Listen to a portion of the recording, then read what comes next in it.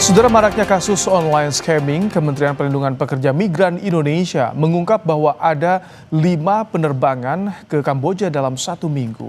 Padahal Kamboja bukanlah salah satu negara tujuan wisata.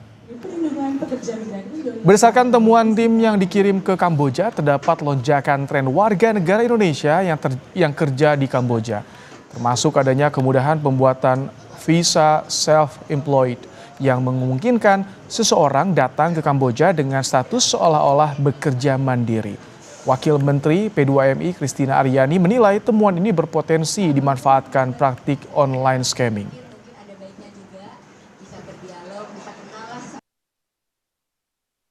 Ternyata ada flight Indonesia Air Asia yang dalam 1 minggu itu bisa 4-5 penerbangan ke Kamboja, dan ternyata sampai 70% terisi. Nah ini kan kalau kita bilang, oh mungkin mereka tur ke sana, kayaknya tidak ya, karena Kamboja itu kan bukan destinasi wisata seperti Bali gitu. Nah kenapa banyak sekali orang Indonesia yang pergi ke Kamboja sampai ada flight 4 kali. Nah ini temuan-temuan yang mungkin kita sebelumnya belum tahu ya Pak Menteri, nah ini akan kita dalami. Ini adalah rekan-rekan kita dari Indonesia yang telah melarikan diri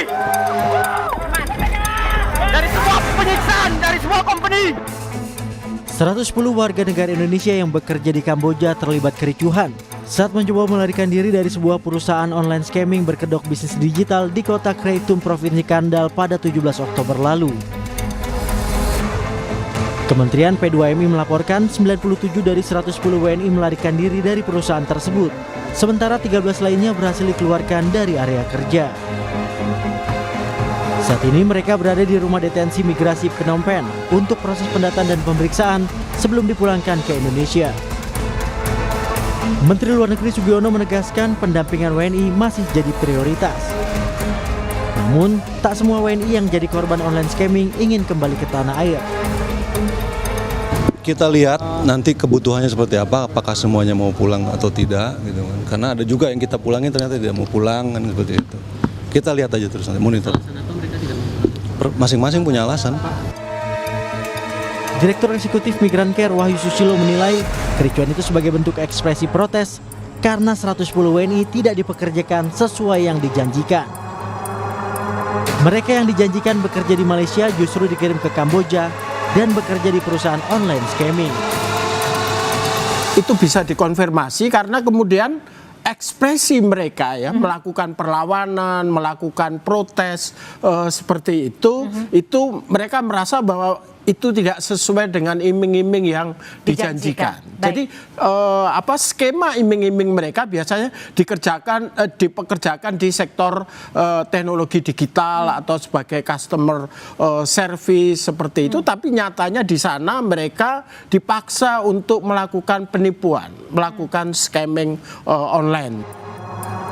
Anggota Komisi 1 DPR RI fraksi PKB Oleh Soleh meminta pemerintah bergerak memberikan literasi pengetahuan bagi yang ingin bekerja di luar negeri.